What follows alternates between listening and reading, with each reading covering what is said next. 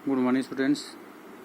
आज हम फिर से क्लास 6 का सब्जेक्ट साइंस और आज का जो हमारा टॉपिक है वो है कंडक्टर और इंसुलेटर्स।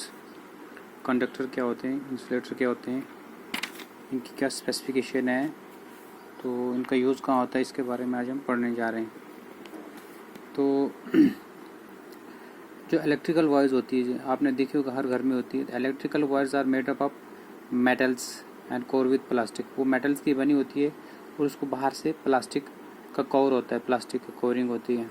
ये तो सभी ने देखा होगा। जो material that allow an electric current to flow through them और conduct electricity are called good conductor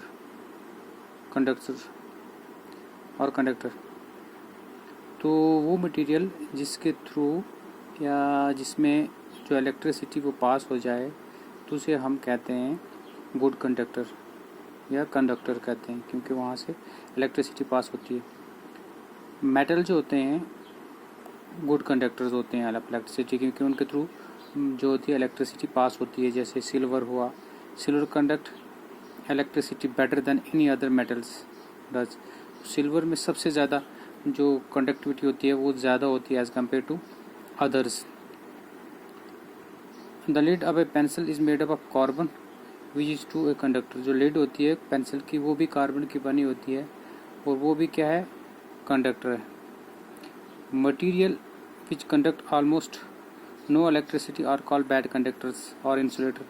और जिनके थ्रू इलेक्ट्रिसिटी पास नहीं होती है वो मटीरियल, उसे हम कहते हैं बैड कंडक्टर्स या इंसुलेटर कहते हैं। तो उसके एग्जांपल है जैसे वुड हुआ, प्लास्टिक हुआ, ग्लास हुआ, रबड़ हुआ, कॉक हुआ, paper, mica are example of insulator. ये जो एग्जांपल्स हैं ये किसकी हैं, ये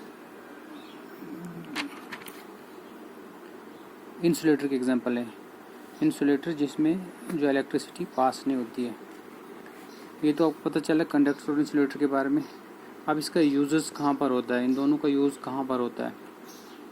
electrical wires are usually made up of copper. जो इलेक्ट्रिकल वायर होती है वो ज़्यादातर मैक्सिमम जो होती है कॉपर की बनी होती है। क्यों? दो सिल्वर इज़ बेटर कंडक्टर।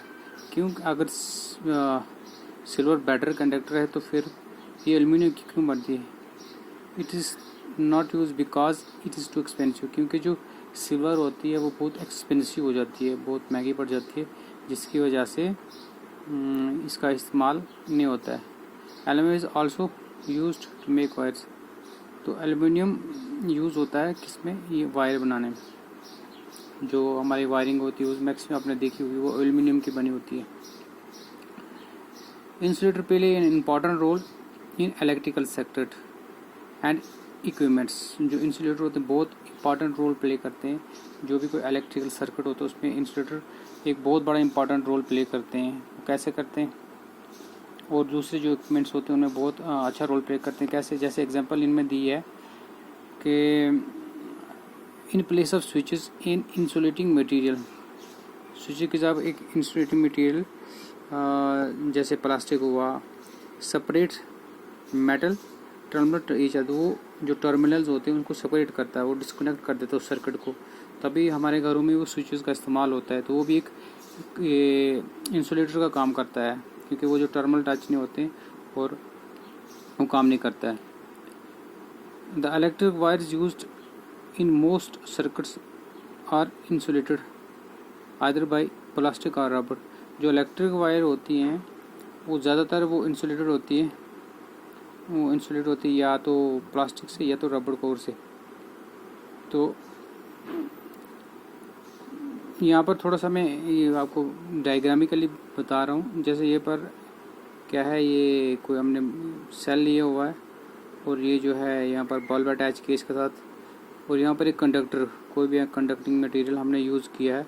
तो जिसको ये सर्किट जब पूरा कंप्लीट होता है तो ये बल्ब ग्लो करता है। इस तरह से दूसरा हमने लिया है, यहाँ पर हमने एक पेंसिल का इस्तेमाल किया है एज ए इंसुलेटर और सेम सर्किट हमने कंप्लीट किया है, लेकिन यहाँ पर जो है वो बल्ब ग्लो नहीं करता है। क्यों नहीं करता है? क्योंकि यहाँ पर हम ये जो उसका सर्किट कंप्लीट नहीं हो रहा है और यहाँ पर जो मटेरियल यूज़ किया हमने इंसुलेटर किया है। तो इससे आपको क्लियर पता चल गया कि इंसुलेटर क्या होते हैं और कंडक्टर क्या होते हैं। Thank you students.